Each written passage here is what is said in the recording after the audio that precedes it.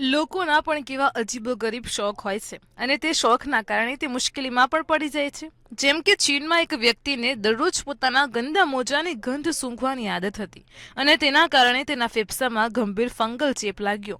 એક અહેવાલ પ્રમાણે જાણવા મળ્યું કે મોજા ઉપર આવેલા એસ્પરગિલસ નામના ફૂગના નાના બીજકણ શ્વાસ દ્વારા તેના ફેફસામાં પ્રવેશ્યા હતા અને જેના કારણે તેને એસ્પરગિલોસિસ થયો હતો.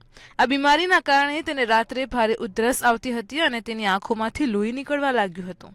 જ્યારે તેની ઉધરસ વધુ ખરાબ થઈ ગઈ અને કફ સિરપથી રાહત ન મળી ત્યારે તે હોસ્પિટલ ગયો હતો. ત્યાં સીટી સ્કેન અને MRI સ્કેનથી જાણવા મળ્યું કે ફેફસામાં તેને ચેપ લાગ્યો છે. હોસ્પિટલના ચિકિત્સકે જણાવ્યું હતું કે એસ્પરગિલસ બીજકણ માટી, સડેલા પાંદડા, ધૂળ અથવા તો ભીના કપડામાં પણ રહી શકે છે, જેથી વ્યક્તિના મોજામાં આવેલો પરસેવો અને યુરિયાના સંચયથી ફંગસનો વિકાસ થયો અને તેને સૂંઘતી વખતે તેના બીજકણ શ્વાસમાં જતા રહ્યા, જેથી તેને આ મુશ્કેલીનો સામનો કરવો પડ્યો હતો. આવી જ માહિતી માટે જોતા રહો મંતવ્ય ન્યૂઝ.